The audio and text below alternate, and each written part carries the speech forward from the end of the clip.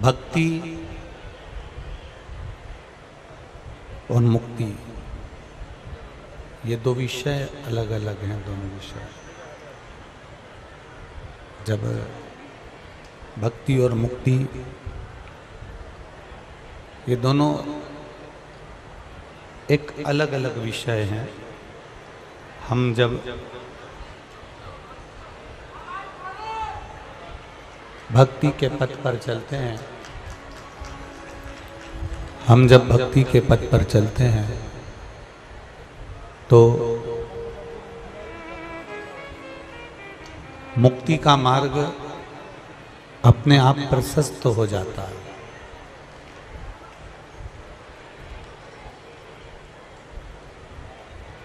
मुक्ति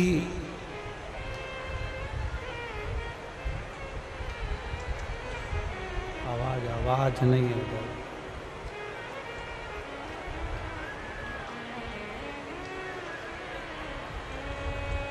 मुक्ति का मार्ग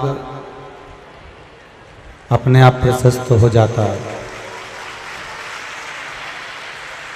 और ये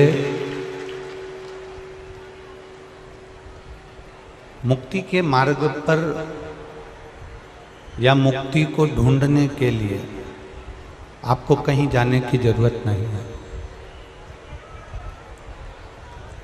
शिव महापुराण की कथा कहती है कि भक्ति के मार्ग को जिसने पकड़ कर रखा है, भक्ति के मार्ग को जिसने संजो कर रखा है, भक्ति के मार्ग को जो पकड़ कर रख लेता है, उसका मुक्ति का मार्ग अपने आप खुल जाता है और वो मुक्ति के मार्ग पर चलकर भव सागर से पार उतर जाता है।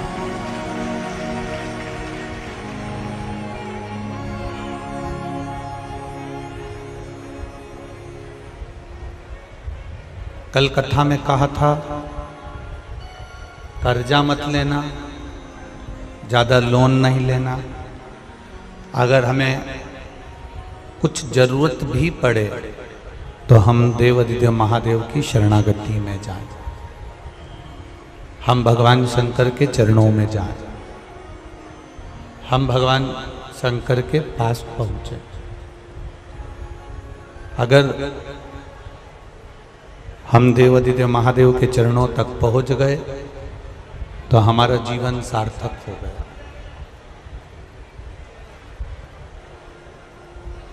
कर्ज में और मर्ज में कोई साथ नहीं देता। कर्ज में और मर्ज में तुम्हारा कोई साथ देने वाला नहीं होगा। जब शरीर में कष्ट होगा, रोग होगा, बीमारी होगी, तकलीफ होगी, दुख होगा, कष्ट होगा, परेशानियां होंगी, तब कोई साथ देने वाला नहीं होगा। उस समय पर साथ देने वाला केवल आपने जो भगवान शंकर की आराधना करी है, श्री शिवाय नमस्तुभ्यम मंत्र का जाप किया है, पंचाक्षर मंत्र नमः शिवाय कहा है, षडाक्षर मंत्र ओम नमः शिवाय कहा है, भगवान के नाम का जितना आपने गुणगान किया है, आपके कर्ज के समय भी और मर्ज के समय भी, तकलीफ के समय भी और कर्जे के समय भी कोई दूसरा साथ देने वाला नहीं होता। केवल आपकी करी हुई भक्ति और भजन आपका साथ देगा।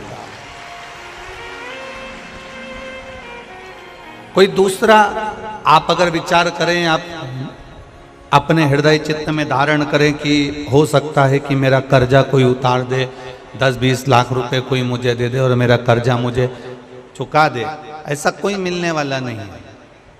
तुम्हारे सगे भी जितने अपने होंगे वो भी तुमको कर्जा चुकाने के लिए कुछ देने वाले नहीं होंगे। और यहाँ जितने बैठे हैं इन्होंने बहुत धक्के खाए होंगे। ऐसा नहीं कि कथा केवल महाराज जी कह दिए और आप लोगों ने श्रवण कर लिया, आपने अपनी जिंदगी में भी उतारा होगा।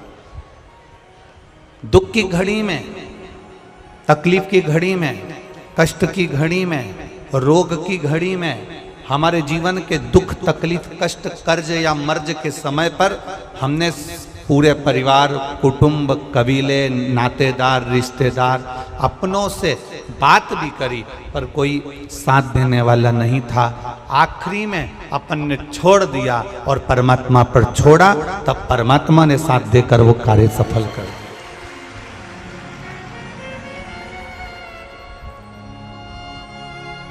यहां जितने मिलेंगे कोई साथ देने वाला नहीं है। कर्ज में और मर्ज में साथ देने वाला अगर मिलेगा तो मेरा महाकाल बाबा, मेरा काल अधिपति, मेरा महाकालेश्वर, मेरा कुबेर भंडारी ही मिलेगा। दूसरा कोई साथ देने वाला नहीं मिल सकता।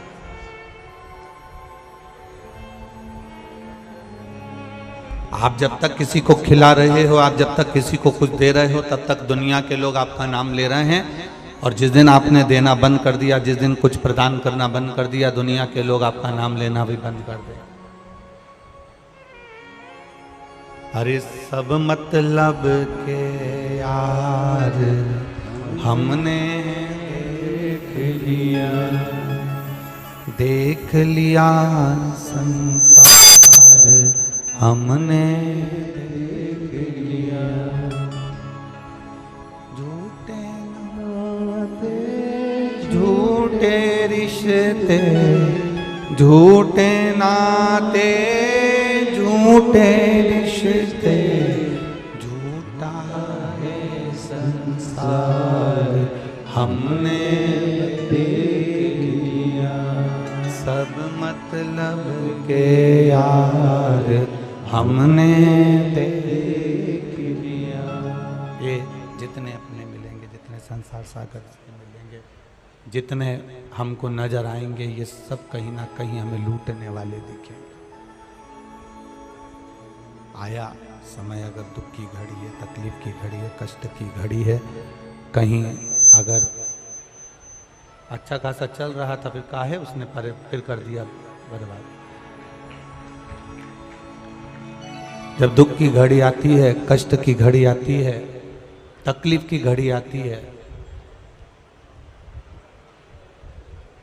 तब धक्के खाने के बाद कोई नजर आए ना आए, कोई दिखे ना दिखे, उस समय पर केवल एक नजर आता है जिसको तुमने एक लोटा जल समर्पित करा है, जिसकी तुमने पूजन करी है, जिसकी तुमने आराधना करी है, जिसका तुमने भजन किया है, बस वही सामने नजर आएगा, वही तुम्हारे सम्मुख में दिखेगा, वही तुम्हारे सामने दिखेगा।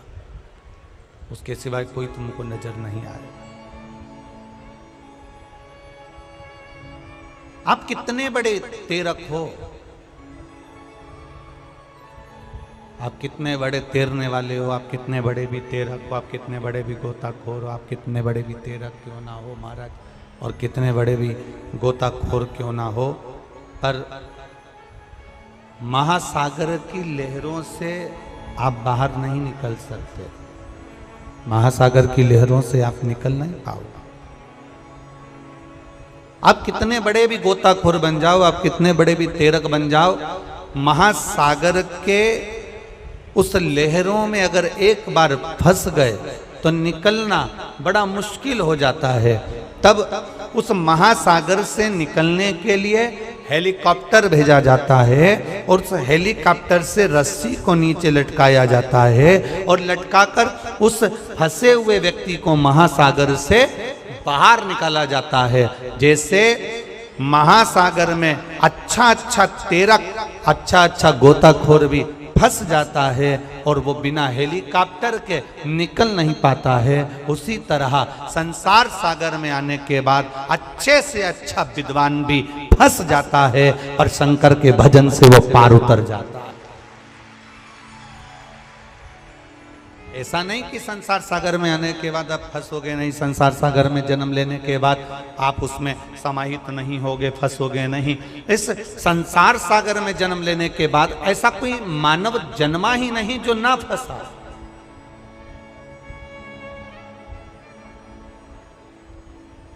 इस संसार सागर में जन्म लेने के बाद ऐसा कोई मानव है ही नहीं जो फंस ना पाया हो।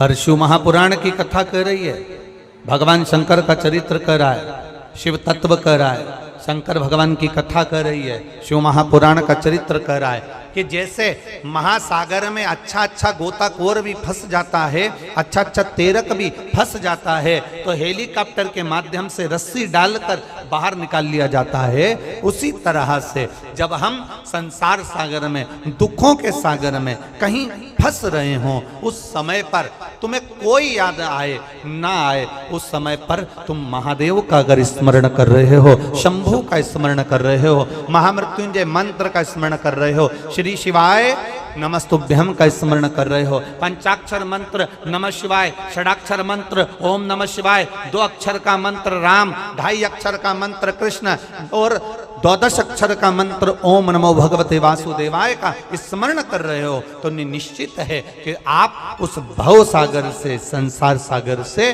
कुछ पार उतर सकते हो, आप दूर जा सकते। अरे सब मतलब के यार हमने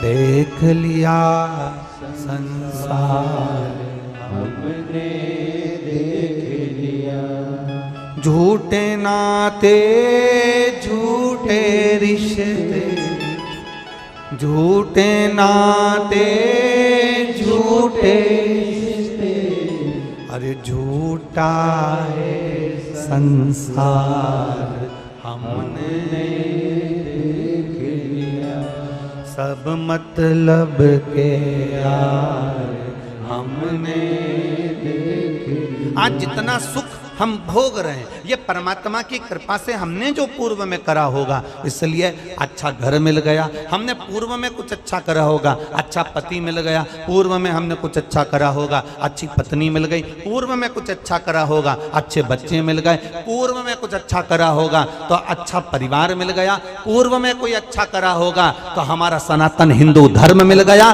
और पूर्व में कुछ अच्छा करा होगा तो शिव महापुराण की कथा में। ये सनातन हिंदू धर्म भी ऐसे ही नहीं मिल जाता, हजारों हजारों जन्म, कोटि कोटि जन्म हमारे निकल गए होंगे। स्वयं शंकर भगवान माता पार्वती से कहते हैं, पार्वती सुनो, मेरा भजन करने वाला संसार सागर में ऐसे ही जन्म नहीं लेता, मेरी कथा सुनने वाला संसार सागर में ऐसे ही जन्म नहीं लेता, मेरे मंदिर में आने वाला संसार सागर में ऐसे ही जन्म नहीं लेता, मेरा मंत्र जाप करने वाला संसार सागर में ऐसे ही जन्म नहीं लेता। सुनो पार्वती, 84 लाख योनियां जब वो काटता है, प्रत्येक योनि में मेरा स्मरण करता है, तब जाकर कुछ अच्छा करते करते सनातन हिंदू धर्म में उसका जन्म होता है, तब जाकर वो भगवान का भजन कर पाता है, तब जाकर वो शिव की स्तुति कर पाता है। और सुनो पार्वती, ऐसा कोई धर्म नहीं जिसमें शिव नहीं।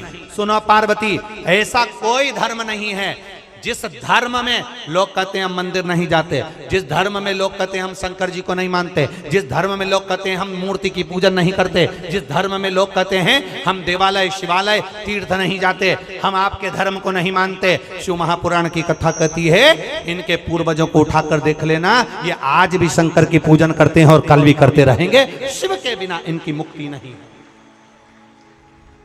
शिव के बिना इनका मोक्ष नहीं है, शंकर के बिना इनका उद्धार नहीं है।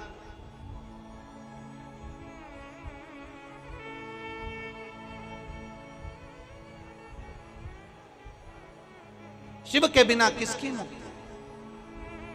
एक बार जरा ध्यान दीजिएगा, आपको अगर मान लो मरने के बाद शमशान में छोड़कर आ गए, और शमशान में छोड़कर आने के बाद में आपके साथ में कौन है? जिंदा हो जब तक तो आपके साथ में आपका पति है, पत्नी है, बच्चे हैं, दादा है, दादी है, पोता है, पोती है, कुटुंब है, कबीला है, रिश्ते हैं, नाते हैं, अड़ोसी है, पड़ोसी है, बुआ है, फूफा है, मामा है, मामी है, जीजी है, जीजा है, काका है, काकी है, ये सारे संबंध हमारे जीते जी। आप में से कितने लोग हैं जिन्होंने देखा हो कि किसी के मरने के बाद जब उसको शमशान छोड़कर आते हैं, किसी के मरने के बाद उसको आग लगा कर आते हैं, तो ऐसा कौन रिश्तेदार है जो शमशान में अपने पहचान वाले को छोड़कर 1 मिनट भी नहीं आता हो? ऐसा किसी का रिश्तेदार हो तो जरूर बताना, परंतु ऐसा रिश्तेदार संसार सागर में केवल एक है, वो मेरा देव अधिदेव महादेव, जो तुम्हारे जीते जी भी है और तुम्हारे मरने के बाद भी।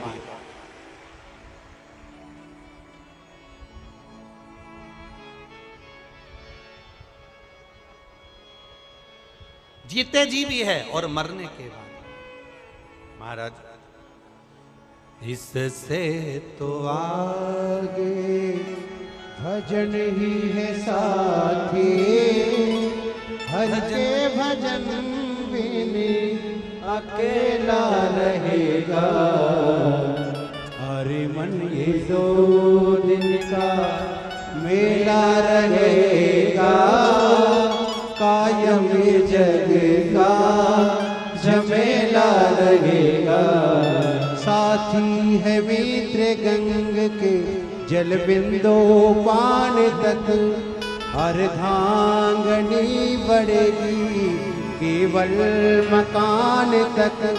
परिवार के सब लोग चलेंगे इस मसान तक, बेटा भी हक निभाएगा तो अग्निदान तक।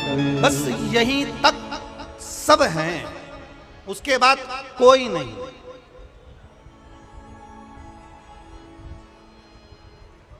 आपसे एक प्रश्न करना चाहता हूं भोपाल की इस पावन धारा पर। आज तक ये प्रश्न किसी से नहीं किया, जवाब दोगे क्या? अरे बोलो तो जम के।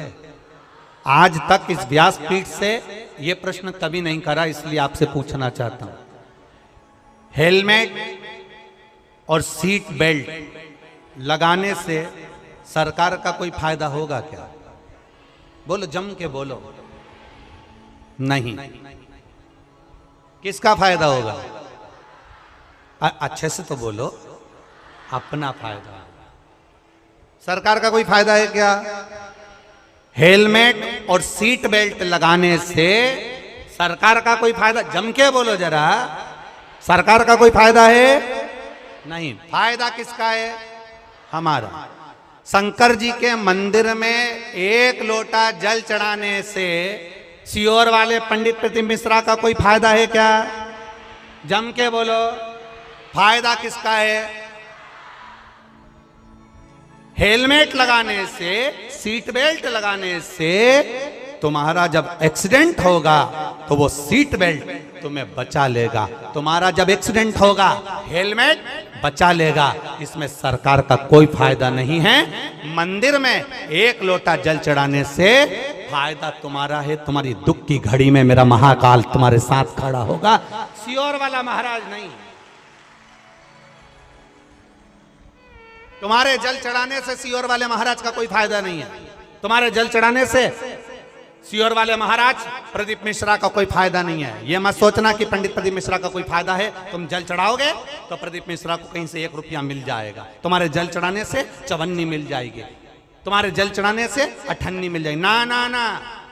हेलमेट लगाने से सरकार तुम पर बार बार प्रेशर देती है, 200 रुपए का कूपन काट देती है, रसीद काट देती है, हेलमेट लगाओ, हेलमेट लगाओ, सीट बेल्ट लगाओ। क्यों? सरकार का कोई फायदा नहीं है। सरकार का केवल इतना सा कहना है कि तुम हमारे प्रदेश में रह रहे हो, हमारे देश में रह रहे हो, जब तक तुम रहो हमारे प्रदेश में, हमारे देश में, तब तक तुम सुखी रहो, स्वस्थ रहो। इसलिए तुमको सीट बेल्ट लगाना चाहिए, हेलमेट लगाना चाहिए।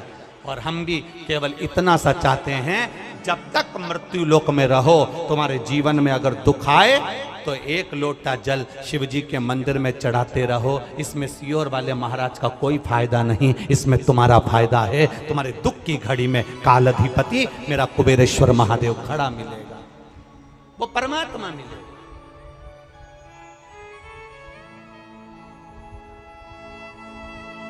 आपके भजन करने से हमारा कोई फायदा नहीं है,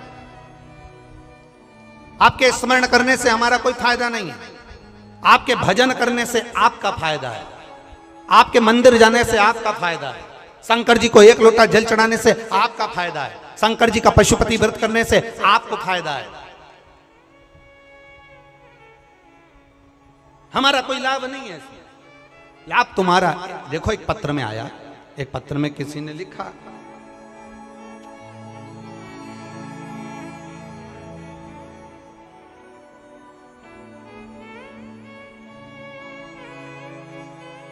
मैं राधा वर्मा, राधा कृष्ण नगर करोंद में रहती हूं, कहीं बैठी हो तो हाथ हिला सकती है। मैं राधा वर्मा, कहीं बैठी हो तो हाथ हिला सकती हैं। मैं राधा वर्मा, राधा कृष्ण नगर करोंद में रहती हूं, मेरा मोबाइल नंबर ये है। आप लोग एलईडी पर, आस्था चैनल पर भी पत्र को पढ़ सकते हो। कहीं बैठी हो तो हाथ जरूर हिलाइएगा।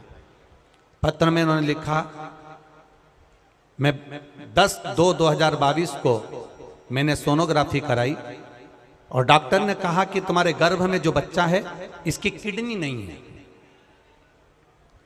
इसकी किडनी नहीं है। गुरुदेव बड़ा दुख हुआ। 15 दिन डॉक्टर ने कहा कि इस बच्चे की किडनी नहीं है, आप चाहें तो इस बच्चे को ना रखें तो अच्छी बात है, इस बच्चे को जन्म मत दो, ये बच्चा बीमार रहेगा, इसकी किडनी नहीं है। 15 दिन का समय डॉक्टर ने दिया और 15 दिन के समय में बस डॉक्टर ने कहा इसके बाद ऑपरेशन करना पड़ेगा। हमने दूसरे हॉस्पिटल में जाकर बच्चे की जांच कराई, उसने भी यही कहा कि इस बच्चे की किडनी नहीं आ रही है, सोनोग्राफी में किडनी नहीं है। 15 दिन डॉक्टर ने फिर बुलाए, फिर जांच कराया, पर उसमें किडनी नहीं आई। तीसरे हॉस्पिटल में गए, तब भी किडनी नहीं है। तब किसी ने कहा एक काम करो, कुबेरेश्वर धाम चलते हैं, वहां से एक रुद्राक्ष लेकर आएंगे, वो रुद्राक्ष गलाएंगे, पानी शिव को चढ़ाएंगे, वो लाकर बहू को पिलाएंगे। जल दिया, शिवजी पे चढ़ाया हुआ जल पीना प्रारंभ करा, परिवार में पशुपति व्रत करना प्रारंभ करा, एक बेलपत्र खाना प्रारंभ करा और अगली सोनोग्राफी 22वें दिन कराई। डॉक्टर ने कहा ये तो चमत्कार सा है, बच्चे की दोनों किडनियां वापिस आ गई हैं।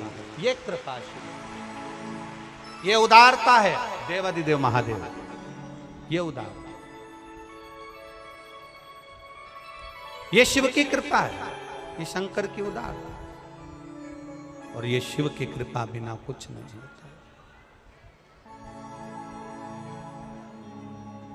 शिव की कृपा बिना कुछ नहीं होता। खाली न जाता कोई दर से तुम्हारे, खाली न जाता कोई दर से तुम्हारे, मैं भी खड़ी हूँ नंदी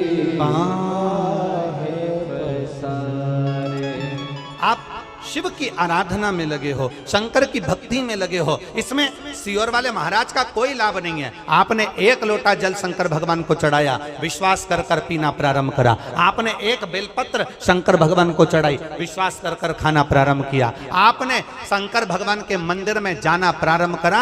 आप 2 कदम चलकर शिव के दरवाजे तक जाते हो तो तुम्हारा दुख मिटाने के लिए वो कैलाश को छोड़कर तुम्हारे दरवाजे तक आता है, ये निश्चितता है।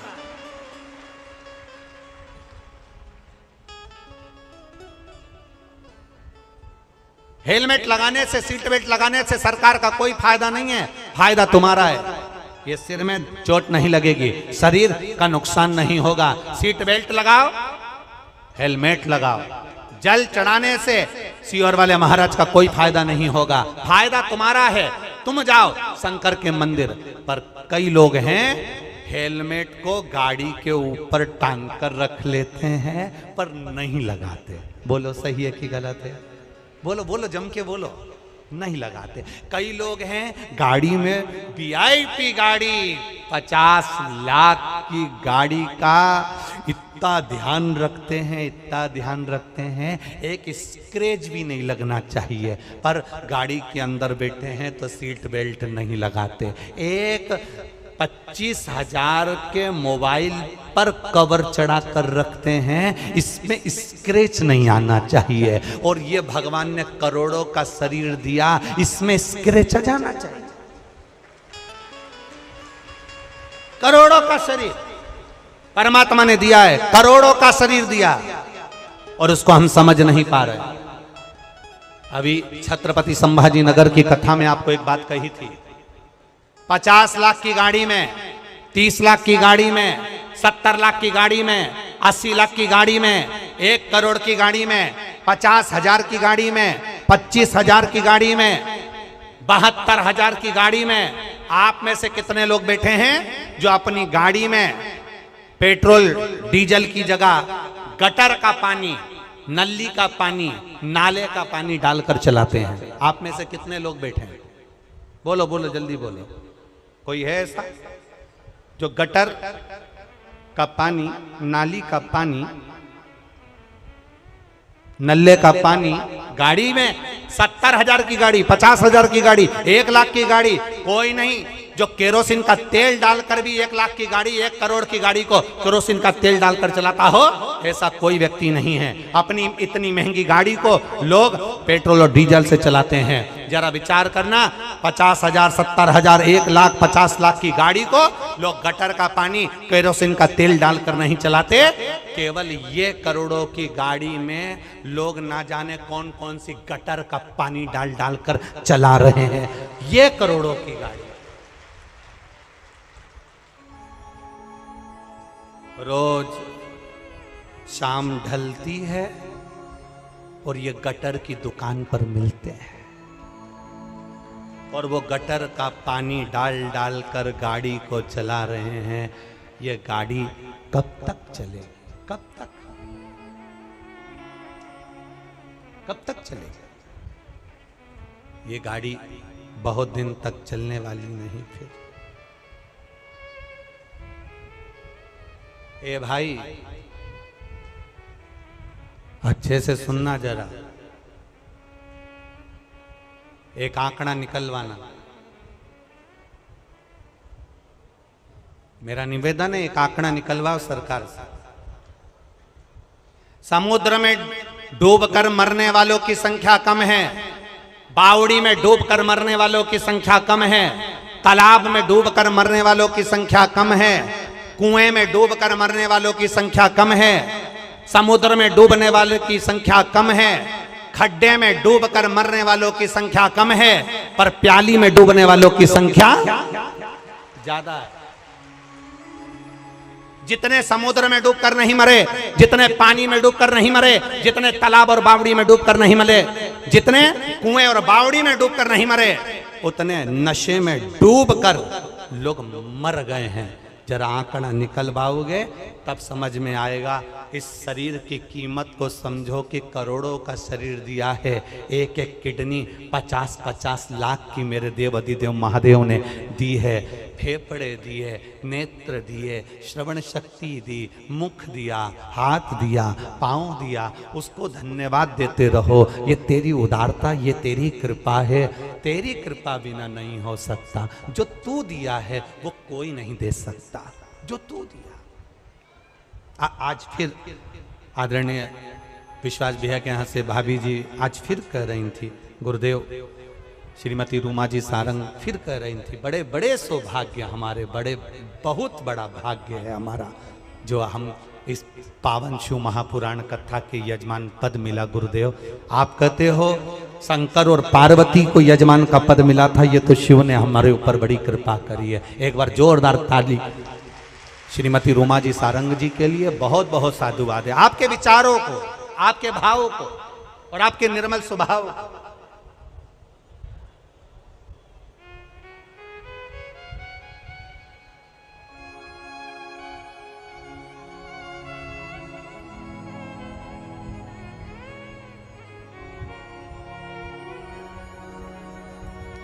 एक बात और कहना चाहते हैं, कहीं भाभी बैठी है का कथा सुनने, रूमा सारंग जी, श्रीमती रूमा सारंग बैठे। अच्छा ठीक, श्री शिवाय नमस्ते।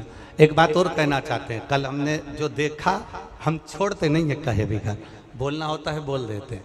कल हमने देखा, हम जा रहे थे विश्वास भैया संग में थे, आप थोड़े पीछे रह गए, कुछ कार्यकर्ताओं ने आपको पीछे कर दिया। इस जगह पर कोई दूसरे मिनिस्टर की अगर पत्नी होती ना 50 बार अकड़ दिखा देती, पर आपका स्वभाव, आपको नम्रता का जो भाव है, धन्यता है आपको। बहुत बहुत साधुवाद, बहुत बहुत साधुवाद। कोई होते तो कह देते तुम मुझे जानते नहीं हो, पर आपके स्वभाववश बाबा की बड़ी कृपा है। हर हर महादेव। एक बार जोरदार ताली बजाइए। बहुत बहुत साधुवाद। हो कहीं भक्ति का बल बड़ा, विश्वास का बल बड़ा, भरोसे का बल बड़ा, श्रद्धा का बल बड़ा है। अपने शरीर को पहचानो, इस शरीर में रहने वाली आत्मा को पहचानो, और आत्मा के साथ जो भजन करने वाले परमात्मा का गुणानुवाद है उसको पहचानो।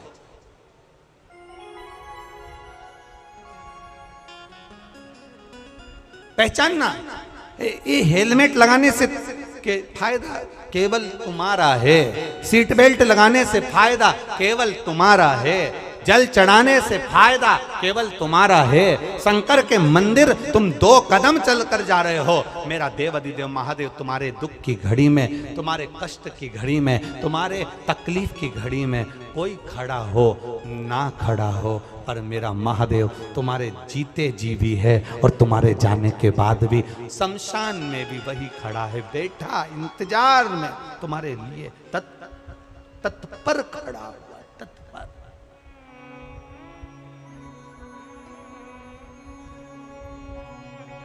महाराज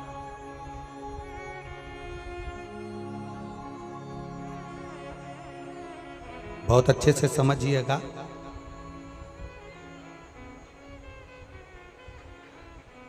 गाय को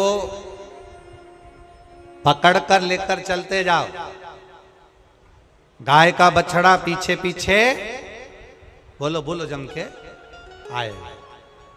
बछड़े को पकड़कर लेते जाओ, गाय पीछे पीछे आएगी।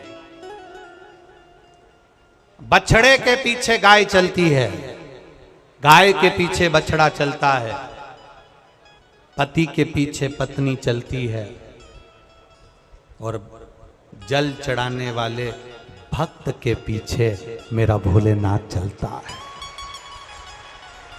मेरा शंभु, मेरा त्रिकालदर्शी, मेरा कैलाशी, मेरा विनाशी चलता है। एक पत्र और देखिए।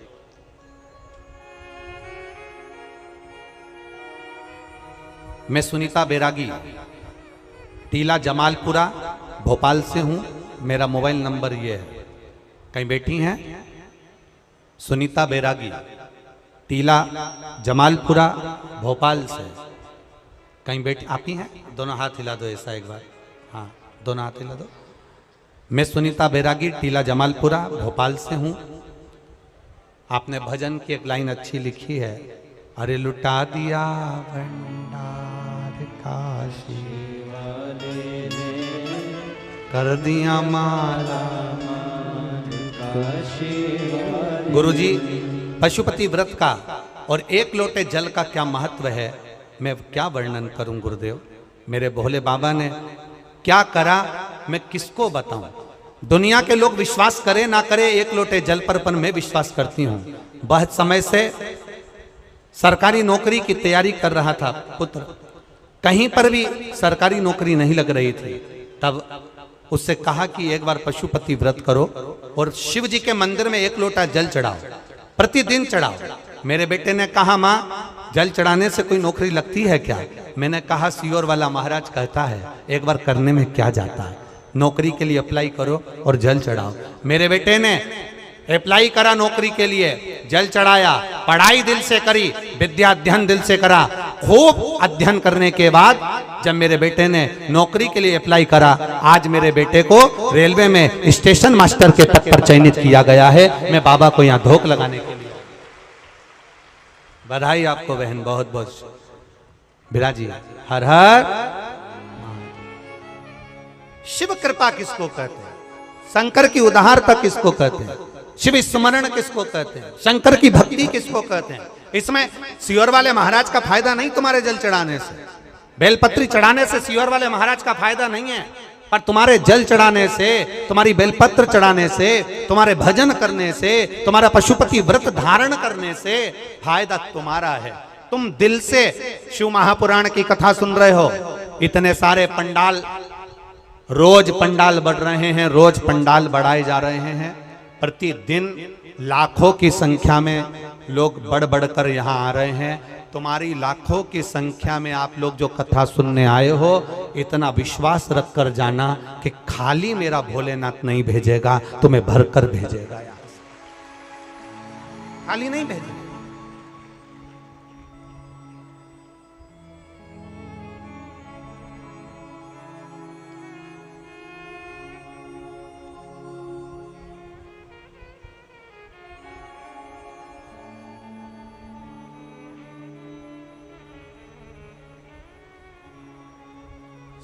भोले मैं तेरी पतंग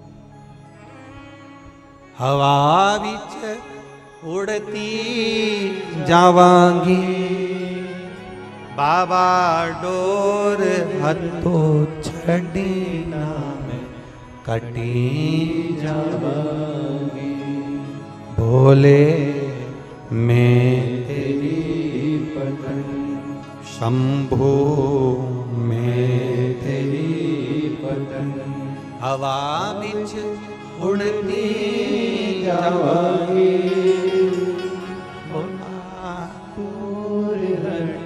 छड़ी ना मैं कटी जावांगी। बाबा मैं तेरी पतंग शंभो मैं तेरी पतंग। हमारा भाव, हम भगवान के भजन में जो समय लगा रहे हैं, भगवान के स्मरण में जो समय लगा रहे हैं, वो समय खाली नहीं जाए। पार्वती जी ने शिव जी की आराधना करी थी, माता पार्वती जी ने भगवान शंकर की आराधना करी थी।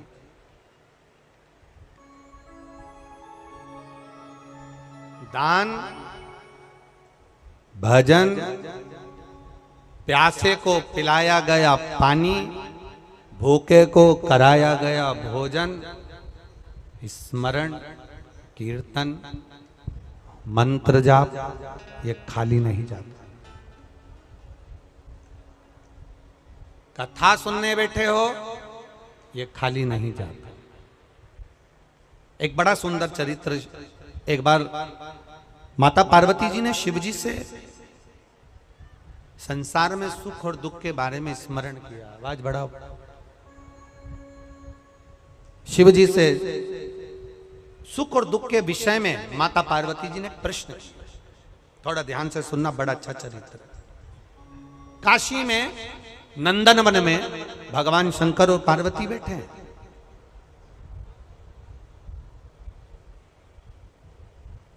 और नंदन वन में जब माता पार्वती और शिव जी बैठे थे, तो पार्वती जी ने शिव जी से एक प्रश्न करा कि जीवन में सुख और दुख कितने विचित्र हैं, ये क्यों आते हैं? सुख मिला तो क्यों मिला, और दुख मिला तो क्यों मिला? ये माता पार्वती जी ने शिव जी से प्रश्न किया।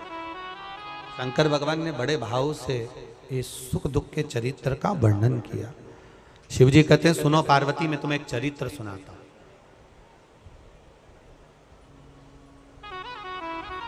नंदनवन काशी में बैठे हैं,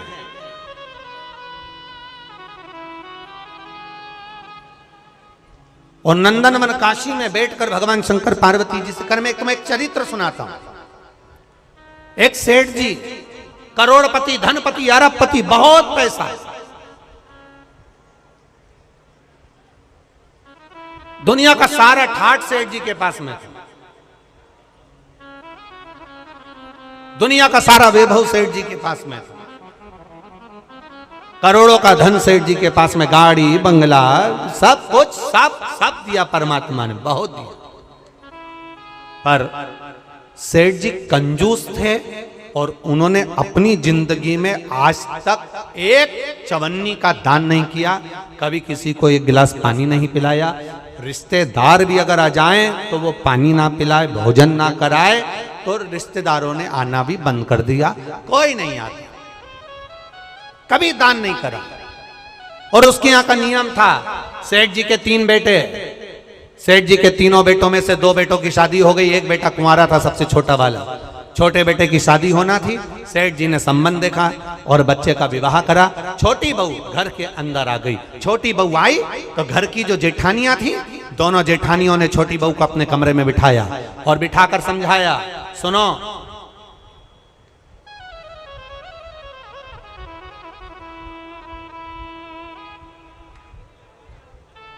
पहले ऐसा नियम था, अब आजकल ऐसा नियम तो नहीं है, पर पहले ऐसा नियम था कि लड़के की शादी होती थी और बहू को लेकर आता था ना, तो अपने खुद के घर में बहू को लेकर बाद में आता था। पहले उसको रुकने की व्यवस्था कोई रिश्तेदार के यहाँ, कोई नातेदार के यहाँ, कोई संबंधों के यहाँ, कोई पहचान वाले के यहाँ उसको बहू को रखा जाता था। बोलो भोपाल में ऐसा था कि नहीं था? अरे बोलो, जम के तो बोलो, था ना ऐसा?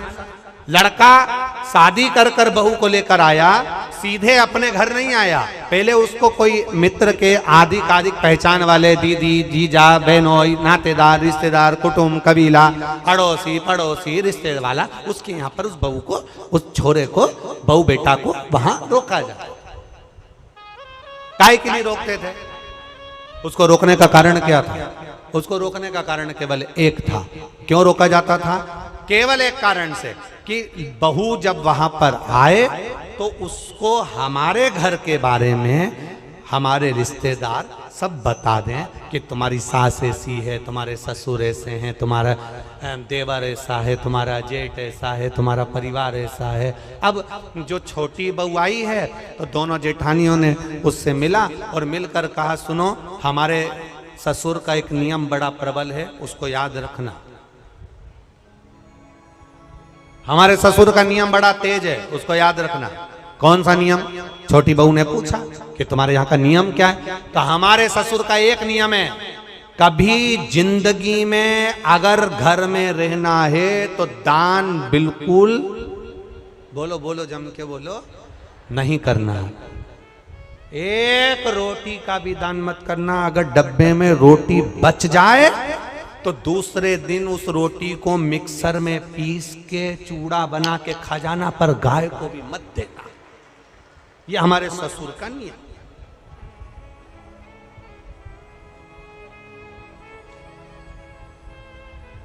मेरा विश्वास कहता है अपने भोपाल की तो ऐसी बहू नहीं होगी और ना ऐसा कोई रिश्तेदार होगा कि रोटी गाय को भी ना दी जाए, कुत्ते को भी ना दी जाए और पक्षी को भी ना दी जाए। एक विश्वास कहता है मेरा, भरोसा कहता है मेरा, और हमारा भरोसा ये कहता है कि सनातन धर्म में ऐसा कोई व्यक्ति नहीं जो गौ माता को एक रोटी ना देता हो, सब देते हैं। सनातन धर्म में ऐसा कोई, हम दूसरे की कोई बात नहीं कर रहे, हमें अपने घर से मतलब है, हमें अपने घर से। कई लोग आपको मिलेंगे, कई लोग आपको कहने आएंगे, वो दूसरे की बात करेंगे कि उन्होंने ऐसा कर दिया, उन्होंने वैसा कर दिया। हमें दूसरे धर्म से कोई मतलब नहीं, हम अपना घर देखें ना पहले। आज के समय में लोग अपना घर देख नहीं रहे, अपना सनातन धर्म देख नहीं रहे और दूसरे धर्म से मतलब रखे तो क्या मतलब है? हमें अपने से मतलब है, अपना घर हम देखें, अपना परिवार हम देखें। कहा हमारे यहाँ का नियम है, एक रोटी भी गाय को ना जाए, एक रोटी भी कुत्ते को ना जाए, जरा सा भी दान नहीं करोगे। छोटी बहू से कहा नियम याद रखना। छोटी बहू ने मन में सोचा, मेरे पिताजी तो हमेशा कहते थे कि दान करो, धर्म करो, साथ जाएगा। दान करोगे साथ जाएगा, रोटी खिलाओगे साथ जाएगा, किसी को पानी पिलाओगे साथ जाएगा। ये बाकी का तो सब यहीं छूट जाएगा। बाकी का जो तुमने दान धर्म पुण्य करा, कथा सुनी, स्मरण करा, कीर्तन करा, मंत्र जाप करा, दान दिया, यही तो साथ जाएगा। अब इस छोटी बहू के पिताजी ने ये समझाया था और ससुर जी कह रहे कि एक अन्न का दान नहीं होना चाहिए, 1 रुपया दान नहीं होना चाहिए। बड़ी बड़ी दुखी। ठीक है, जाई विधि राखे राम, वो जम के बोला करो जरा, ताई विधि रही। हम तुमसे बार बार इसलिए बुलवाते हैं कि तुम्हारे पास में कोई बैठी हो और वो कर रही हो तो तुम उसके पास में बैठकर कम से कम बोल तो दो। जैसे ही बोलोगी वो भी जाग जाएगी, थोड़ी बहुत तो उठ ही जाएगी। अब छोटी बहू ने कहा ठीक है, जाई विधि राखे राम, ताई विधि, और सीताराम सीताराम सीताराम कही चालू बहू रहने लगी। 4 महीने बीते, बहू छज्जे में कपड़े सुखा रही थी, गैलरी में कपड़े सुखा। नीचे एक भिखारी आ गया, उसने आवाज लगाई, 3 जन्म से कुछ नहीं खाया है, भूखा हूं, भोजन दे दो। क्या बोला वो? कितने जन्म से? 3 जन्म से कुछ नहीं खाया है, भूखा हूं, भोजन दे दो। बहू कपड़े सुखा रही थी, उसकी आंख में आंसू भर गए। हमारा नियम है, हमारे ससुर का नियम है, दान नहीं कर सकते। अब बोलूं तो बोलूं क्या इसको? छोटी बहू अपने पिता के संस्कारों को छोड़ ना पाई और ऊपर कपड़े फटकते फटकते, कपड़े को जब पानी से निचोड़ते हैं, निचोड़ कर सूखने डालते हैं, तो एक बार फटक देते हैं। फटकने का मतलब ये होता है कि पानी झड़ जाए इससे मतलब नहीं होता। फटकने का मतलब ये होता है उसमें जो सल है वो अच्छे हो जाए। फटका, और फटकते समय तार पर गैलरी में कपड़ा डालती डालती बोली,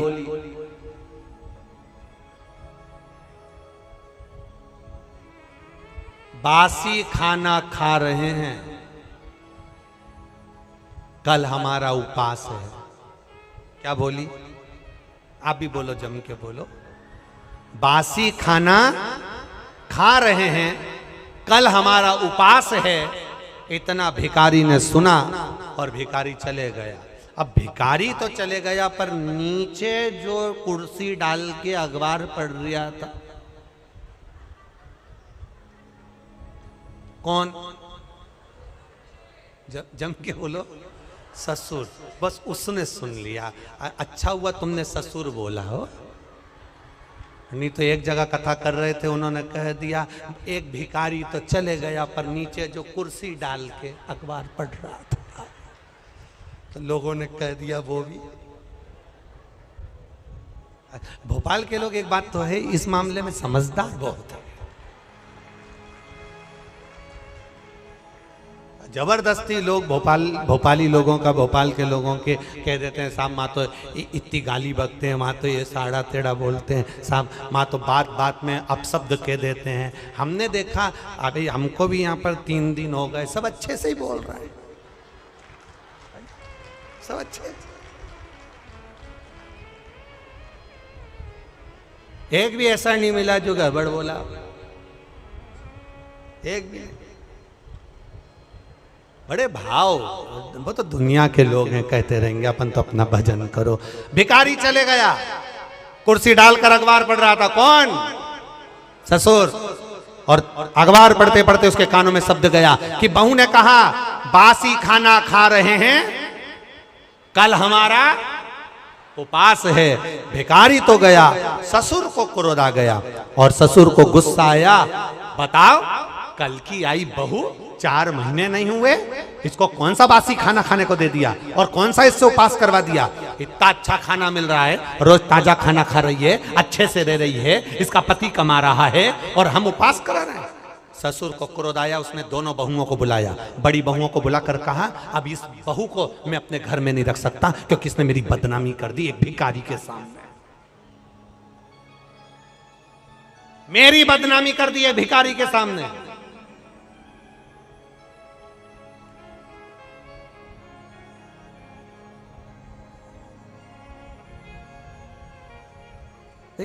होता है। एक सास भी ऐसी थी, एक कथा में आता है, एक सास ऐसी थी, वो कभी दान नहीं करती, एक चीज नहीं, कुछ नहीं दान करे। और पड़ोसी के यहां बैठी थी और उसकी बहू बड़ी धर्मात्मा थी, वो पड़ोसन के यहां बैठी थी। भिखारी आया, भिक्षा मांगते मांगते इसके घर गया, बहू से कहा भिक्षाम देही। बहू ने तुरंत उठाकर एक कटोरी आटा भरकर उसको दे दिया। अब ये भिक्षा मांगते मांगते पड़ोसन के यहाँ गया, ये भी वहीं ओटले पे बैठी थी सास भी। इतने में तुरंत सास ने वहां पर आवाज लगाया, भिक्षुक ने, माता भिक्षाम देही। तो पड़ोसन ने भी उसको भगा दिया। तो इसने जो यहाँ बैठी थी पड़ोसन, इसने पूछा क्यों, वो तीसरे नंबर के घर पर गए थे क्या? हाँ। कुछ दिया क्या? हाँ। क्या दिया? एक कटोरी आटा। इसमें इतने में भिखारी का हाथ पकड़कर बोड़िया लेकर अपने घर गई और बहू को बुलाया, बहू, ए बहू। बहू आई, क्या है मां? तूने भिखारी को एक कटोरी आटा दिया? हाँ। किससे पूछ के दिया? किसी से नहीं, अपना घर है, दान करना चाहिए। इतने में सास को गुस्सा आया और भिखारी से कहा, भिक्षुक से कहा, तुमने मेरे घर से आटा लिया? हाँ। वापिस दो।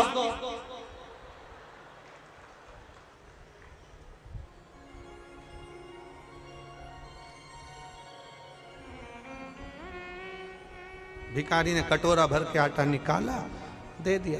जाओ, इस घर में मेरी चलती है, मैं बोलूंगी तो बहू आटा देगी और मैं बोलूंगी तो नहीं देगी। जाओ, मैं जब तुमसे बोलूंगी तुम आओ, तुम आना, फिर मैं आटा। अब भिखारी ने फिर बोला, माता भिक्षाम देही। सास ने कहा, कटोरी भर के आटा दो। बाहर खड़े भिखारी ने सास से पूछा, तुम ऐसा क्यों करी? सास ने कहा, आज से ही नई नवेली बहू की घर में चलने लगेगी तो मेरी कभी नहीं चलेगी, इसलिए मेरी चलना चाहिए, इसलिए मैंने ऐसा करा। मेरी चलना चाहिए। अब ससुर जी बैठे थे, ससुर ने बहुओं को बुलाया, इसने तो हमारी इज्जत खराब कर दी। ये कह रही है कि बासी खाना खा रहे हैं और कल हमारा उपास है। बताओ कौन सा बासी खाना खिलाया इसको? कल की आई हमें बदनाम कर रही है। अब तुरंत ससुर ने पत्र लिखा और समधी जी को भेजा, आप अपनी लड़की को लेकर चले जाओ, क्योंकि ये हमें बदनाम कर रही है, ऐसी लड़की हमें नहीं रखना, हम इसको ताज़ा खाना खिलाते हैं, ये बासी खाना खाने की बात करती है। एक भिखारी को इसने ऐसा ऐसा बोला है। और समधी के पास पत्र गया, समधी की आंख में आंसू भर गए, मेरी बेटी को 4 महीने हुए हैं शादी को, कैसे लेकर आ जाऊं? और मेरी बेटी ऐसी है ही नहीं, मैंने उसको संस्कार दिए हैं, वो कभी गलत कर ही नहीं सकती, ये मेरा विश्वास कहता है, ये मेरा भरोसा करता है। मैं कैसे कह दूं कि मेरी बेटी ने कुछ गलत कहा होगा, कि मैं भूखी मर रही हूं या मेरे उपास कर रही हूं या हम बासी खा रहे हैं? ये मेरी बेटी बोल नहीं सकती, भले बासा खा लेगी पर बोल नहीं सकती। आखिर हुआ क्या है? ससुर ने, समधी ने पंचायत बिठाई और पंचायत में बैठे हुए लोगों से कहा, क्या मेरी बेटी ऐसी है? नहीं, तुम्हारी बेटी तो संस्कारवान है, ऐसा बोल ही नहीं सकती। बुलाओ समधी को। और बुलाया सेठ जी को, बोलो सेठ जी क्या बात है? सेठ जी ने कहा, ये खड़ी लड़की, ये खड़ी मेरी छोटी बहू, इसने भिखारी से कहा हम बासी खाना खा रहे हैं और कल हमारा उपास है। पूछो नहीं बोला क्या इसने? रोज ताजा खाती है, चाय बनाकर पीती है, दूध पीती है, गरम गरम भोजन करती है, फिर इसने कैसे कह दिया कि बासी खाना खा रहे हैं और कल हमारा उपास है? इतने में पंचायत ने बेटी से पूछा, बेटी बता कि बासी खाना खा रहे हैं, कल हमारा उपास है, तूने भिखारी से ऐसा क्यों कह दिया? बेटी कहती है, मेरे पापा कहते थे ये जो मकान दिख रहा है, जो ये दुकान दिख रही है, जो ये गाड़ी दिख रही है, ये हमने पूर्व में करा होगा। बासी है, पुराना करा था तो आज मिल गया, और अगर आज नहीं करेंगे तो कल भूखे मरना पड़ेगा, इसलिए उपास करना पड़ेगा। ये बासी है, 50 लाख की गाड़ी में घूम रहे हो, समझ लेना पूर्व का हमारा पुण्य है। अच्छा भोजन कर रहे हो, समझ लेना पूर्व का हमारा पुण्य है। खूब धन है तुम्हारे पास में, समझ लेना पूर्व का हमारा पुण्य है। आज अपना राशि ठाठ है, ये पूर्व का पुण्य है। हमने पूर्व में कुछ अच्छा करा होगा। बासी खाना खा रहे हैं, पूर्व का करा था, आज हमें सुख मिल रहा है। और अगर आज हम दोनों हाथों से नहीं करेंगे तो कल 3 बत्ती चौराहे पर कटोरा लेकर भीख मांगते हुए भूखे मिलेंगे। पूर्व का कर्म है हम। आपको लोग सलाम ठोक रहे हैं, आपको लोग नमन कर रहे हैं, आपको लोग प्रणाम कर रहे हैं, आपको लोग दंडवत कर रहे हैं, आपको लोग नमन कर रहे हैं, आपकी लोग बात सुन रहे हैं, आपका जय जयकार हो रहा है, आप गाड़ी में घूम रहे हैं, 4-4 बंगले आपके पास में हैं, खूब अच्छा मकान, खूब अच्छी पत्नी, बच्चे, परिवार, कुटुंब, कबीला सब अच्छा मिला है। समझ लेना उस परमात्मा की कृपा है। दोनों हाथों से पुराने समय में करा था, इसलिए आज मिल गया। आज दोनों हाथों से करते हुए चलना, तो अगला जन्म जब मिले तो भगवान फिर टूटमान होकर देता चले, इसलिए दोनों हाथों से लुटाते चले। आज बासी खाना, बोलो बोलो जम के खा रहे हैं। पति अच्छा मिला है, समझ लेना। अच्छा परिवार मिला है, समझ लेना। अच्छा घर मिला है, समझ लेना। सुनने को कथा मिल रही है, समझ लेना पूर्व में कुछ अच्छा करा होगा, आज मिल रहा है। पूर्व में अच्छा करा, आज मिल।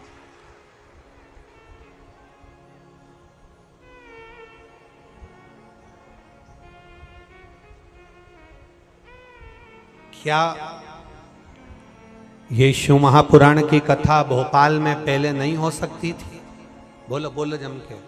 पर ललाट पर तो लिखा होना चाहिए कि किसके माध्यम से होगी और कौन करवाए।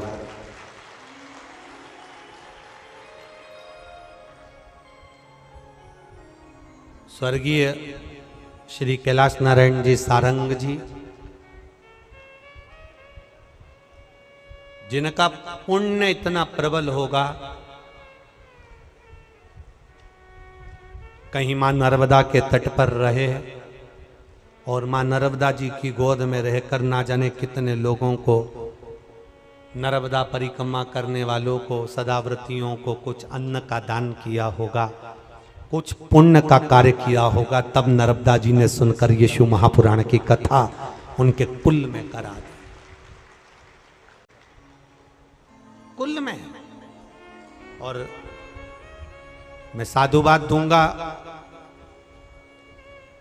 धन्य है ऐसे माता पिता, स्वर्गीय श्री कैलाश नारायण जी सारंग जी, श्रीमती प्रसून जी सारंग जी, धन्य है जिन्होंने ऐसे बेटे को जन्म दिया, जिस बेटे ने ये पावन शिव महापुराण की कथा को कराकर संपूर्ण राष्ट्र का उत्थान करवाया। धन्य, कुल धन्य, परिवार धन्य। सहज नहीं, ये पूर्व का हमें जो मिला है उसका हम सदुपयोग करते चले। बहुत ध्यान देना महाराज, बहुत ध्यान देना। मत बुरे कर्म कर बंदे, वरना पछताएगा। भगवान की आंखों से तू बच नहीं पाएगा, वो बच नहीं पाएगा। अरे ओ अज्ञानी मत करना दानी, अरे ओ अज्ञानी मत करना दानी। तेरे कर्म का फल भी तो ही पाएगा, जैसा किया तूने तेरे आगे मत बुरे कर्म कर बंदे, वरना पछताएगा, भगवान की आंखों से तू बच नहीं पाएगा, तू बच नहीं पाएगा। अरे ओ अज्ञानी मत करना। हम अच्छा कर्म करेंगे मिलेगा, हम अच्छा पुण्य करेंगे मिलेगा, हम अच्छा भजन करेंगे मिलेगा। एक बच्ची ने लिखा पत्र, मुझे डॉक्टर ने बोल दिया था तुम्हारी जिंदगी में तुम्हारे यहां कभी संतान नहीं होगी। ये पत्र देखिए।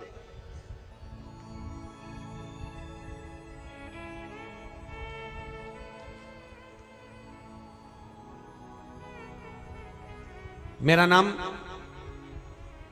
मनीषा चोटेले है। मैं एकतापुरी कॉलोनी अशोका गार्डन में रहती हूँ। कहीं बैठी हो तो हाथ हिलाइए। कहीं पर बैठी हो तो हाथ हिला सकती हैं। मेरा नाम मनीषा चोटेले है। मैं एकतापुरी कॉलोनी अशोका गार्डन में रहती हूँ। कहीं बैठी हो तो हाथ हिला सकती हैं। अशोका गार्डन में रहती हूँ। मैं बाबा की कृपा का क्या बखान करूं महादेव, पर मेरा पूरा भरोसा हो गया गुरुदेव, बड़ी कृपा। मेरी बहन करिश्मा की शादी को 5 साल हो गए थे, संतान का सुख नहीं। जितने डॉक्टरों को दिखाया सभी डॉक्टरों ने बताया कि आपको संतान का सुख नहीं हो सकता, क्योंकि आप में कुछ प्रॉब्लम है जिसके कारण बस संतान का सुख नहीं होगा। सारे ट्रीटमेंट करवाए, संतान का सुख नहीं हुआ। टेस्ट बेबी करवाया, संतान का सुख नहीं हुआ। जब टेस्ट बेबी करवाने के बाद भी संतान का सुख नहीं हुआ, तब आखिरी में हार कर बैठ गए। हमारे किसी परिचित ने कहा, एक छोटी सी क्लिपिंग व्हाट्सएप पर भेजी जिसमें शिव महापुराण की कथा आपकी आई, वो देखना चालू करी। हमने हमारी बहन को भेजा। बहन ने पशुपति व्रत निकाला, सफेद आंकड़े की जड़ का प्रयोग करा, शंकर जी को लोटा भर जल चढ़ाकर पीना चालू करा और बाबा की कृपा से उसका गर्भ ठहर गया। 17 जनवरी 2023 को मेरी बहन के यहाँ संतान की प्राप्ति हो गई, जिसका मैं फोटो लगा रही हूं। ये शिव तत्व है, यो घड़ी है। उसकी कृपा, उसकी दया, उसकी उदारता कम नहीं होती।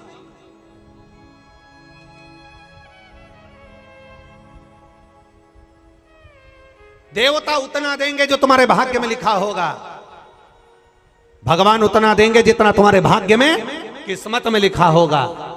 पर मेरा महादेव सबसे हट कर देता है।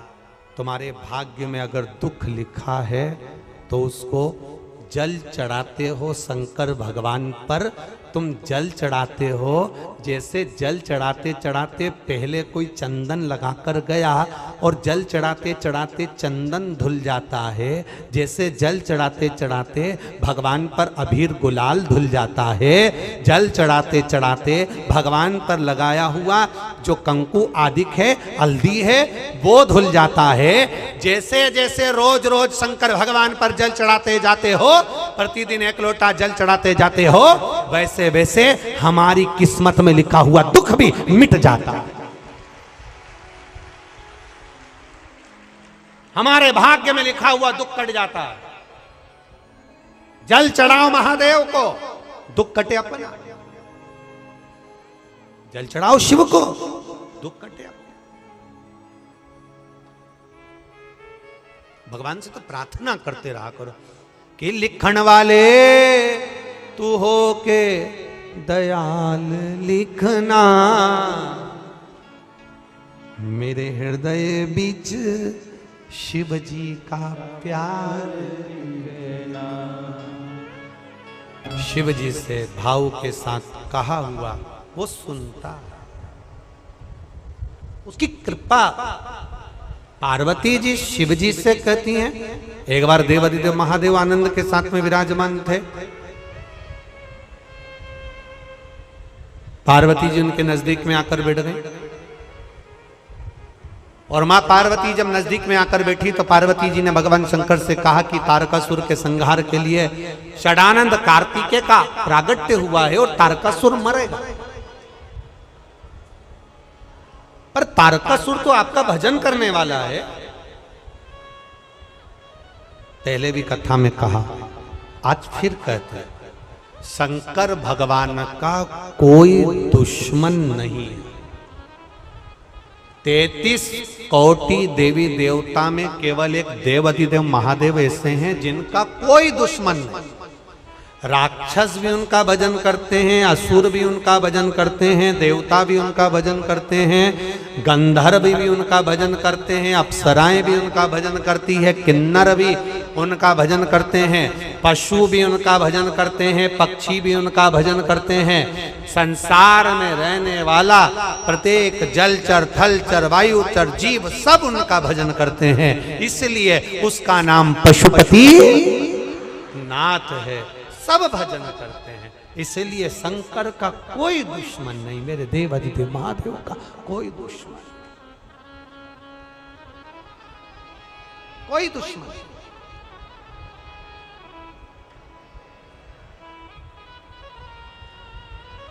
शिव का कोई द्रोही नहीं। जो उसके दरवाजे पर आया उसने भर पल्ला झाड़ के नहीं, छप्पर फाड़ के दिया। देखो एक पत्र आया,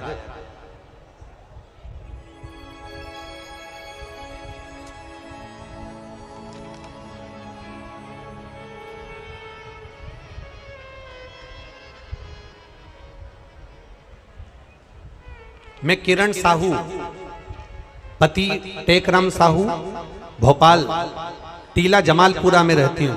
कहीं बैठी हो तो हाथ हिलाइएगा। जहां कहीं बैठी हो, कहीं बैठी हो तो दोनों हाथ हिला दीजिएगा ऐसा एक बार।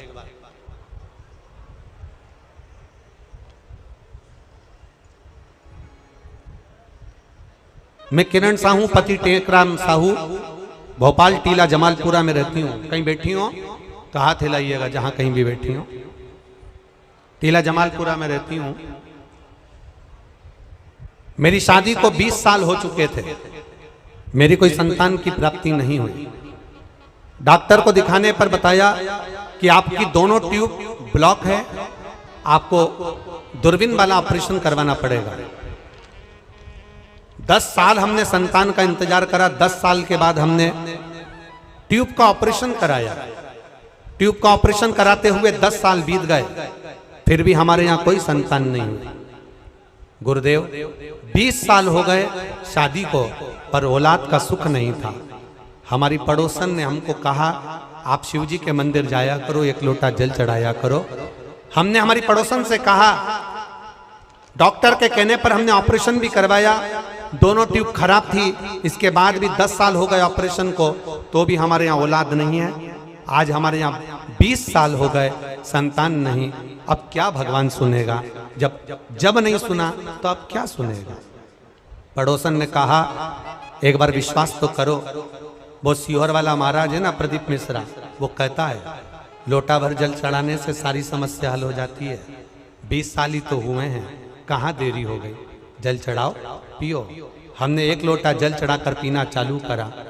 केवल 7 महीने हुए थे जल चढ़ाते चढ़ाते, और बाबा की कृपा से गर्भ ठहर गया। और बाबा की करुणा ऐसी हुई कि 21 अप्रैल को मालूम पड़ा कि गर्भ ठहरा। और बाबा की कृपा से ऐसी कृपा हुई बाबा कि 2023 में 17 अक्टूबर के दिन मेरे घर में 20 साल के बाद संतान ने जन्म लिया है। गुरुदेव बस एक तमन्ना लेकर व्यासपीठ के सामने आए हैं। हमारे बच्चे 8 महीने का हो गया है। आप बच्चा 8 महीने का हो गया है। आप हमारे बच्चे को एक बार व्यासपीठ की धोख लगवा देंगे? अगर कहीं बैठी हो तो हम मना नहीं है हमारी तरफ से। कहीं बैठी हो अपने बच्चे को लेकर तो अवश्य कार्यकर्ता यहाँ तक लेकर आएगा, कोई दिक्कत वाली बात नहीं है। अगर आप यहाँ बैठे हो पंडाल में, किसी भी पंडाल में है, यहाँ पर कहाँ बैठे? हाँ लिया आओ जरा, बच्चे को लिया।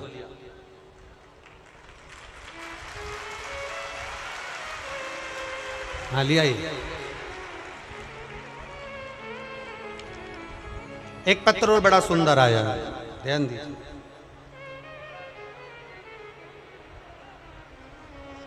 खाली न जाता कोई दर से तुम्हारे,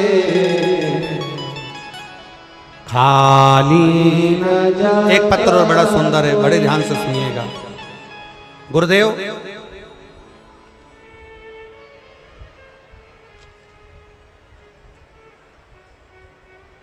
मेरी बहन का नाम सोनू बुंदेला है, जिसका विवाह 2009 में ललितपुर के एक ग्राम में भरोनी देलवारा में हुआ है। कौन से सन में हुआ, जम के बोलो जरा। 2009 में 2009 में ललितपुर के ग्राम भरोनी देलवारा में मेरी बहन का ब्याह हुआ है, जिसका नाम सोनू बुंदेला है। गुरुदेव 2009 से आज तक मेरी बहन का गर्भ नहीं ठहरा। गुरुदेव 2009 के बाद मेरी बहन के घर संतान की प्राप्ति नहीं हुई। 22 साल हो गए थे गुरुदेव, और बाबा का एक लोटा जल और पशुपति व्रत से मेरी बहन के घर में 22 साल के बाद बच्चा आया है, जिसका मैं फोटो लगा रहा हूं। 22 वर्ष के 2009 के बाद संतान की प्राप्ति नहीं। ये शिव तत्व, ये उघड़ी, ये शिव। खाली न जाता दर से तुम्हारे, मैं भी खड़ा हूँ बाहें पसारे, अपने हृदय लगा लो गिरा जा रहा हो, उठा लो।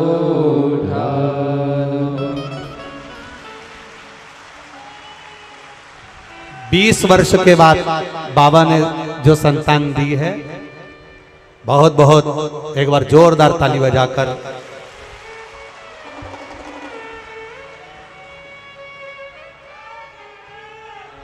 कहाँ है विश्वास जी?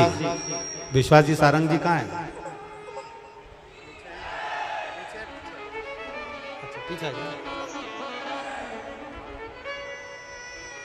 इसको आप भी गोदी में लो, ये शंकर जी का प्रसाद है। 20 साल के बाद हुआ, 20 वर्ष के बाद, 20 साल के बाद बाबा ने दिया है। एक बार जोरदार ताली बजाएं। बहुत बहुत साधु।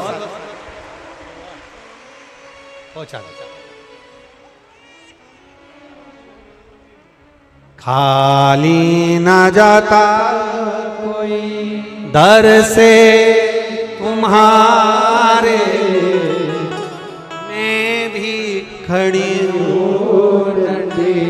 बाहें पसारे, अपने हृदय लगा लो गिरा जा रहा हो, उठा लो। रोइए मत, अब खुश होइए, बाबा ने दे दिया ना, यही बाबा की कृपा। शंभू अरे लुटा दिया भंडार,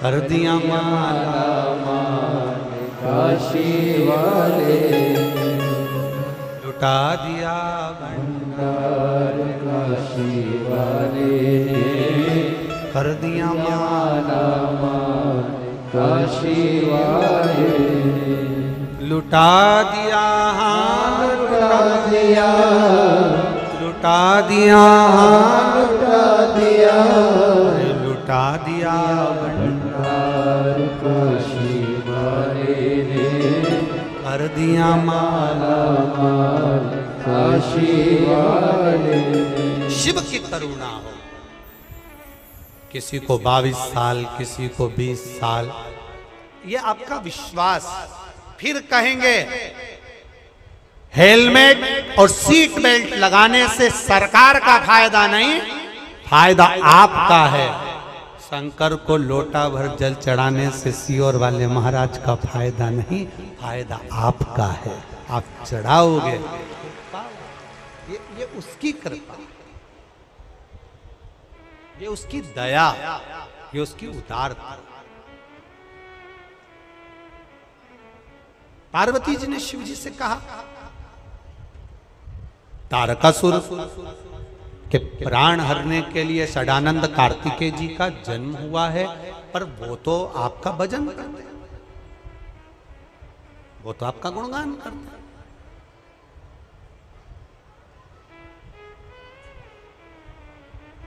अब जब वो आपका भजन करते हैं तो फिर तारकासुर का संहार क्यों? शिव जी ने कहा सुनो पार्वती, ये तारकासुर कोई साधारण नहीं है। पार्वती, ये तारकासुर सबका द्रोही है, पर मेरा भजन करता है। इसी ने तो वर मांगा था कि अगर मरूंगा तो शंकर भगवान के पुत्र के द्वारा मरूंगा, क्योंकि ये चाहता था कि मेरी शादी हो जाए। ये चाहता है कि मेरा विवाह हो जाए, मेरी शादी हो जाए।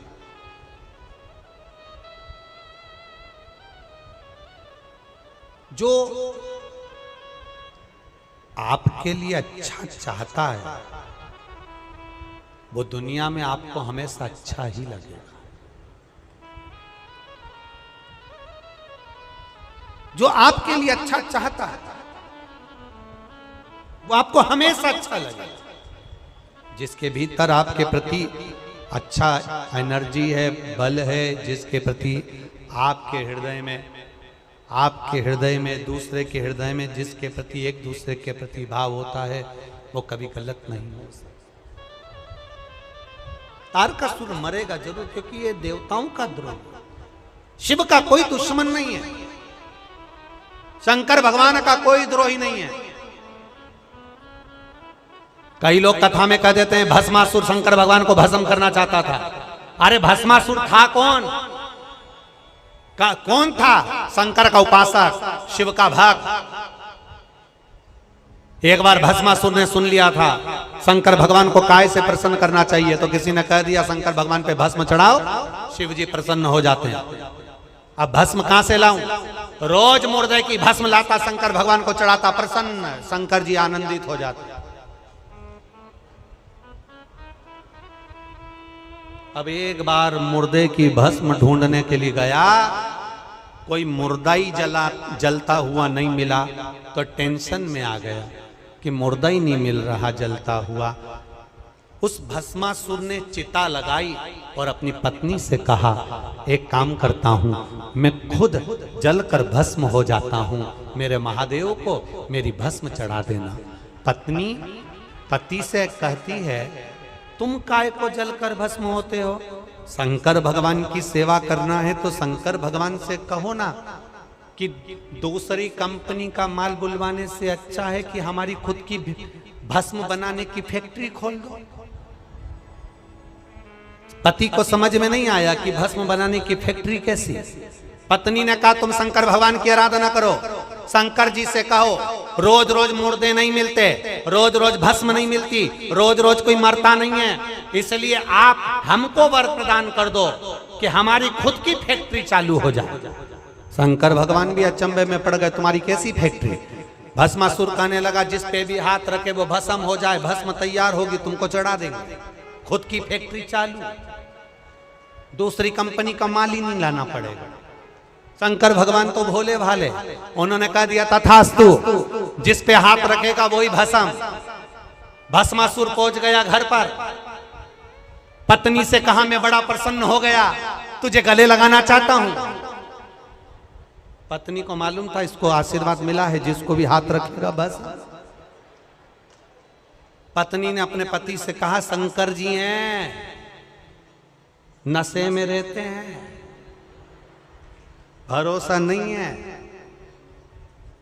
हर किसी को आशीर्वाद दे देते हैं, हो सकता है तुमको भी बेवकूफ बना दिया हो। फैक्ट्री चालू करने से पहले एक बार प्रैक्टिकल कर लो, शंकर जी पे हाथ रख के देख लो, उन्हीं पे हाथ रखो। भस्मासुर तो भोला, भोला का भगत भोला दौड़कर शंकर जी के पास गया। शिव जी ने पूछा क्या चाहता है? अब तो तेरी फैक्ट्री चालू हो गई। शंकर भगवान, मेरे को आपके ऊपर हाथ रख के देखना है। मेरी पत्नी बोल रही थी तुम कभी कभी गड़बड़ आशीर्वाद दे देते हो। शिव जी बोले दादा मैं ही मिला था। शंकर भगवान आगे, भस्मासुर पीछे, भागते गए भागते गए भागते गए, भगवान विष्णु के पास पहुंच गए। नारायण जी चरण दबा रहे थे लक्ष्मी जी से। शंकर जी को आता हुआ देखकर बैठ गए। भगवान ने पूछा क्या हुआ? भस्मासुर आ रहा है। कौन भस्मासुर? उसकी खुद की फैक्ट्री चालू हो गई, जिस पे हाथ रखेगा वो भस्म हो जाएगा। भगवान विष्णु बोले तो मेरे पास काय को ले आया? प्रभु मेरे पास क्यों लाए हो? हाथ रखने के लिए आया। शंकर भगवान तो शेषनाग के पीछे, लक्ष्मी जी अंदर, नारायण अकेले। भगवान विष्णु ने देवर्षि नारद को बुलाया तो नारद भी नहीं आ रहा। हाथ रख देगा तो कोई नहीं आ रहा। विपता की घड़ी में कोई नहीं आता। तब भगवान शंकर भगवान पीछे से चिल्ला कर बोले प्रभु आपने मोहिनी रूप धारण करा था, एक बार फिर धर लो। ये स्त्री के चक्कर में पड़ जाएगा तो पूरी फैक्ट्री आग लगा देगा। नारी एक ऐसी होती है जो अच्छी अच्छी फैक्ट्री में ताला डलवा देती है। अच्छी अच्छी फैक्ट्री, बस तुम स्त्री का रूप रख लो। भगवान विष्णु ने स्त्री का रूप रखा। भस्मासुर आकर देखा क्या सुंदर है, इतनी सुंदर। भस्मासुर ने कहा मैंने इतनी सुंदर नारी कभी नहीं देखी, मैं तुमसे शादी करना चाहता हूं। पहली बार में प्रपोज कर दिया, पहली बार मैं तुमसे शादी कर। भगवान बोले कोई बात नहीं, तुम्हारी सुंदरता देखकर मैं भी शादी करना चाहती हूं, क्योंकि तुम इतनी बड़ी कंपनी के मालिक हो, तुम्हारी इतनी बड़ी फैक्ट्री है, इतने बड़े कंपनी के मालिक से शादी क्यों ना करूंगी? मैं तुमसे शादी करने को तैयार हूं, पर शर्त एक है, तुम्हारी कंपनी से मुझे कोई मतलब नहीं। मेरा नाचने का बड़ा शौक, मेरे बराबर का नाचने वाला चाहिए। भस्मासुर बोला मेरे जैसा तो दुनिया में कोई नाच ही नहीं सकता। अब जिसको शादी करना रहती है वो तो 25 बार बोलता है ना। एक लड़का अटक के बोलता था, उसकी शादी नहीं हो रही थी। घर के लोगों ने कहा लड़की वाले आए हैं, तुम बिल्कुल नहीं बोलोगे, सारी बात हम करेंगे। ठीक, मैं क्या करूंगा? माँ ने कहा तुम एक काम करो, आज मेहमान आए हैं तो हमने तुम्हारी शादी पक्की हो जाए उसके लिए सत्यनारायण भगवान की कथा करवाई है। तुम बैठे बैठे केवल पंजेरी खाना। सत्यनारायण भगवान का वो आटा सिका हुआ, शक्कर मिली हुई पंजेरी खाना। कोई बोलेगा भी नहीं क्योंकि तुम खाने में लगोगे तो कोई पूछेगा भी नहीं। ठीक है। अब ये पंजेरी खाने में लगा था, मुंह में भरी थी पंजेरी। इतने में एक ने तो पीछा ही पकड़ लिया। साहब आपका नाम क्या? बार बार पूछे नाम क्या, नाम क्या, नाम क्या, नाम क्या, नाम क्या। अब ये अटक के तो बोलता था तो ये चालू हो गया,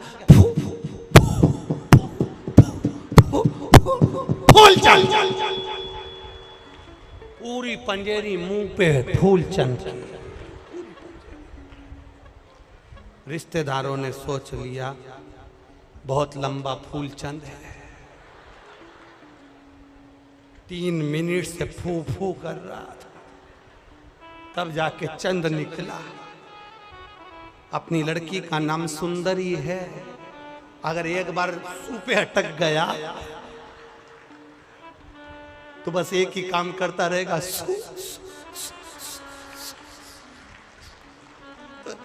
ब्याह नहीं करना है। अरे देख लिया संसार हमने देख लिया और सब मतलब किया हमने देख। भगवान बोले,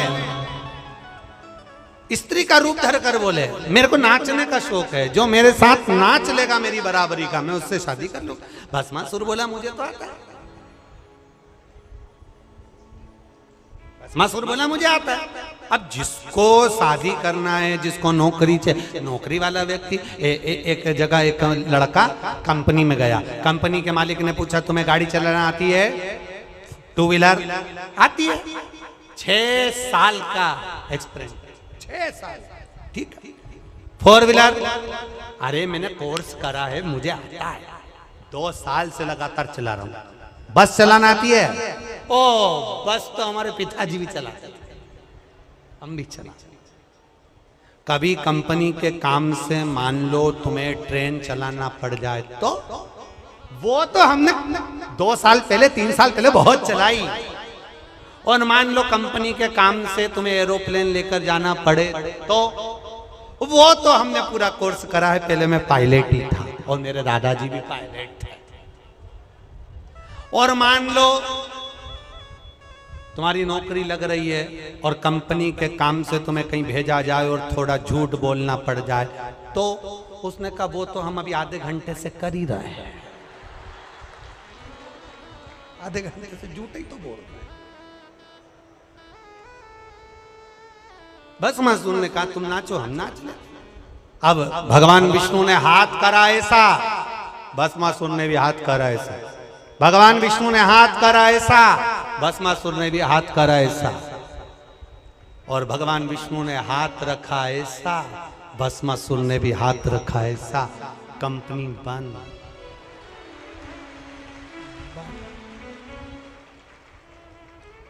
इसलिए निवेदन है, खुद की धर्म पत्नी अगर घर में है तो उसका सम्मान करो। वो 4 कंपनियां ज्यादा खुलवा देगी और दूसरी पत्नी पर, दूसरे की पत्नी पर निगाह गई तो वो तुम्हारी सारी कंपनी बंद करवा देगी।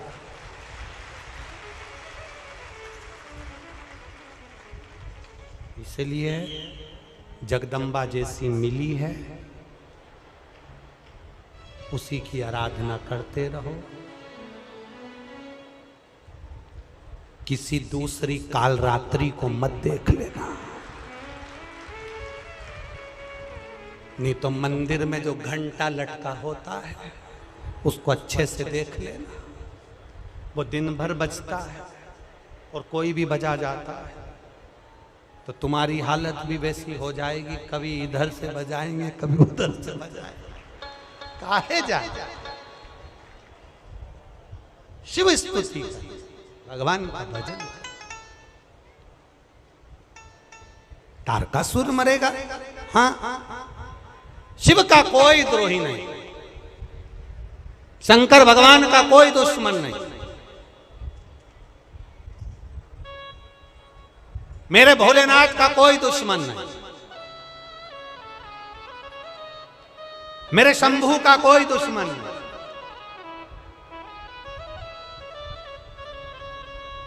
बस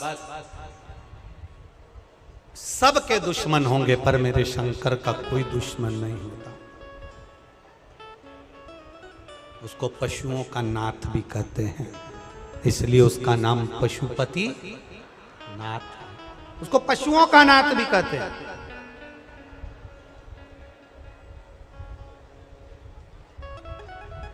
आप अगर भगवान शंकर की आराधना में लगे हो, कई लोग ऐसे हैं जो कुछ भी कह सकते हैं। भगवान शिव को रहता है, लोगों की आदत रहती है, शंकर भगवान को अपशब्द भी कह देते हैं, शिवलिंग को लोग अपशब्द कह देते हैं। शंकर भगवान के शिवलिंग की आराधना करो, पूजन करो, आराधना करो तो लोग अपशब्द कह देते हैं। कई लोग तो इतना बोल जाते हैं कि शंकर जी पे जल चढ़ा हुआ मत पीना, तो शंकर जी पे बेलपत्र चढ़ा हुआ मत खाना, शंकर जी के शिवलिंग का स्पर्श मत करना, तो शंकर जी का गुणगान मत करना। यह दुनिया का विरोधाभास। इनको शंकर जी से विरोध नहीं है, इनको शिव पुराण से विरोध है कि सियोर वाले महाराज ने जो बताया है उसका विरोध करना है। पर निवेदन केवल इतना है, सियोर वाले महाराज से मतलब मत रखना, देवादिदेव महादेव से मतलब रखना। संभालेगा वो, देगा वो, देने वाला वो। इसमें एक पत्र आया है, एक पत्नी ने लिखा कि मेरा पति नौकरी की तलाश करते करते थक गया, तब आखिरी में एक बैंक में सरकारी नौकरी मेरे पति की लग गई, इसलिए मैं कथा के पंडाल में बैठकर कथा सुन रही। पत्र इतने सारे हैं कि उनको पढ़ें क्या और बोलें। इतना गुणगान आप लोगों ने लिखा और विश्वास कहता है मेरा भरोसा कहता है, दृढ़ता कहती है, हमारा शंकर के प्रति भाव कहता है, शिव के प्रति श्रद्धा कहती है, भरोसा और विश्वास कहता है। जितने लोग कथा सुनने के लिए बैठे हो, जितने टीवी चैनल के माध्यम से आस्था चैनल पर कथा सुन रहे हो, जितने फेसबुक यूट्यूब पर कथा सुन रहे हो, इतना ध्यान लगाकर सुनना, जहां भी 2-4 महीने में कथा होगी ना, आपका एक पत्र इसी व्यासपीठ पर रखा हुआ मिलने वाला है, भरोसे उसके। और मध्य प्रदेश की तो ये भोपाल की कथा है, पर 19 तारीख से 25 जून तक खगड़िया बिहार में भी कथा का रसतत्व अपन 2 बजे से 5 बजे तक जो श्रवण करेंगे वो जीवन की सार्थकता देने वाला। सार्थकता करो भजन, शिव का कोई द्रोही नहीं। तारकासुर को माता पार्वती जी ने कह दिया, कार्तिकेय को सुनो षडानंद कार्तिकेय, अगर तारकासुर का वध करना है, हृदय में बाण नहीं लगना चाहिए, क्योंकि इसके हृदय में शिव समाया है, हृदय में शिव बैठे।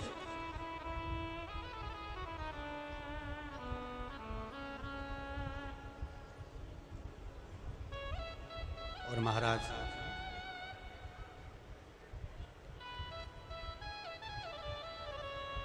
हृदय में अगर शंकर बैठा है तो कष्ट ना पहुंचे, दुख ना पहुंचे। शिव महापुराण की कथा कहती है, शंकर का गुणगान करने वाला, शंकर का भजन करने वाला, शंकर का स्मरण करने वाला, शिव मंदिर में जाने वाला, शंकर को 1 लोटा जल चढ़ाने वाला, शंकर भगवान का गुणगान करने वाला, शिव के शिखर का रोज दर्शन करने वाला, शंकर की चौखट के सामने से निकलने वाला और शंकर की भक्ति में डूबने वाला, शंकर के स्मरण में डूबने वाला, इसका कभी दिल मत दुखाना, क्योंकि इसका अगर मन दुखाया तो इसका बदला जिसका दिल दुखाया है वो नहीं रहेगा, उसके दिल में जो महादेव बैठा है बदला वो लेगा,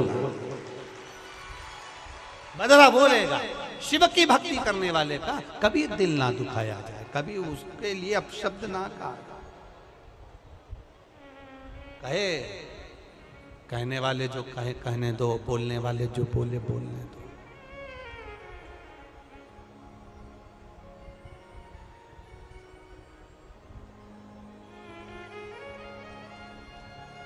आपका कर्म भगवान शिव की भक्ति का गुणगान करना है, स्मरण करना।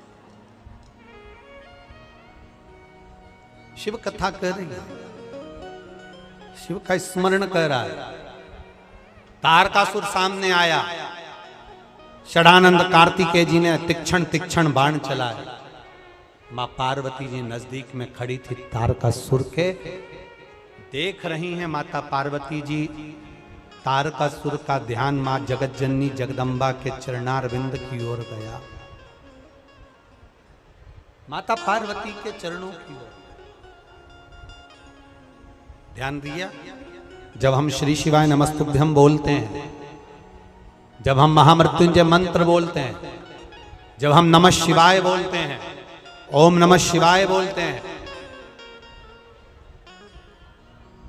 तो भगवान का ध्यान भी हमारी ओर आता है। जैसे एक प्रयास करो आप, थोड़ा सा प्रैक्टिकल करके देखना, थोड़ा सा प्रैक्टिकल, कहीं खड़े होके आवाज लगा देना, कमला, ओ कमला। जितनी कमला बैठी होगी ना वो पलट के जरूर देखेगी। राम, ओ राम, जितने राम बैठे होंगे वो पलट कर जरूर देखेंगे, पलट कर देखेंगे।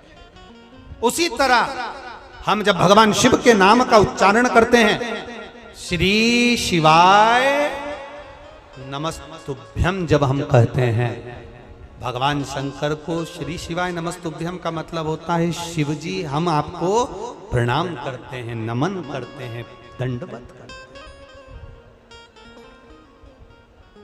नमन करते हैं,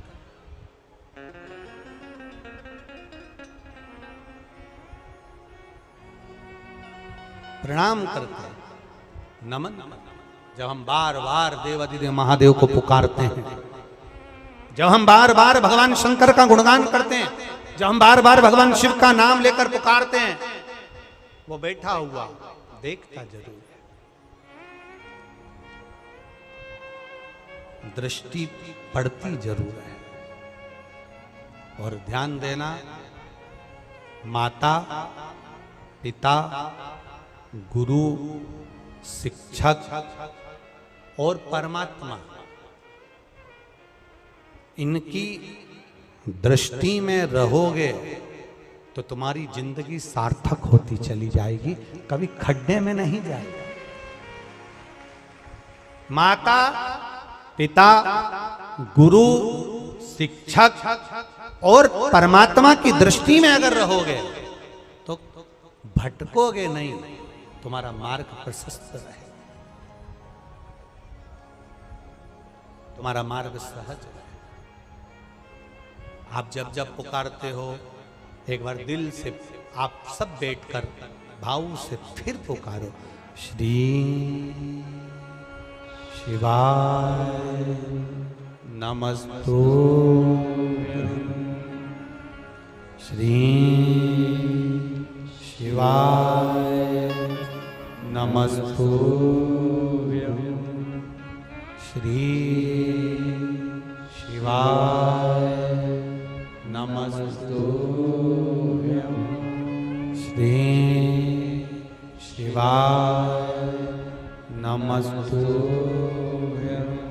श्री शिवाय नमस्तु।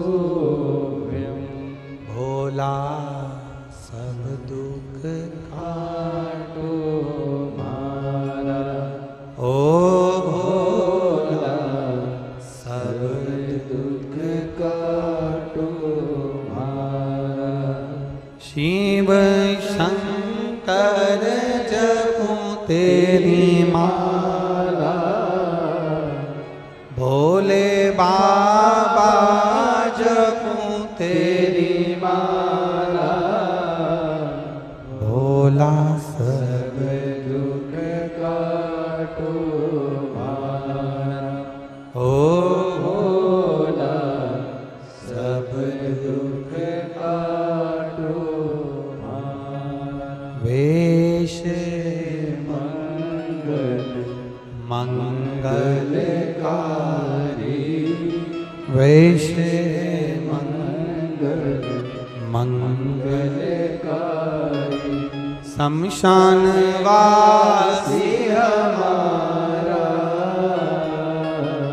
शमशान वासी हमारा, भोला सब दुख काटो मारा, ओ भोला सब दुख काटो मारा। तारकासुर माँ पार्वती जी को देख रहे हैं, उनके चरणारविंद देख रहे हैं, माँ जगज्जननी के चेहरे पर मुस्कान है। षडानंद कार्तिकेय को माँ ने इशारा करा, मारो इस तारकासुर को, पर हृदय में नहीं, बाण छोड़ा गया, तारकासुर के प्राण चले गए। शंकर भगवान तारकासुर के जाने पर शंकर भगवान ने गंगा जल की धार तारकासुर के ऊपर चढ़ाई। स्वयं शिव शिव की आराधना में लीन रहता है।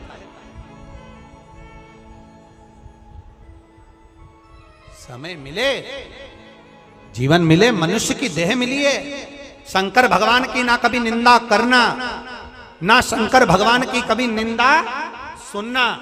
शंकर का कोई गुणगान करने वाला मिले, शंकर का कोई भजन करने वाला मिले, शंकर की भक्ति में कोई डुबाने वाला मिले तो उसकी भी निंदा ना सुनना ना करना।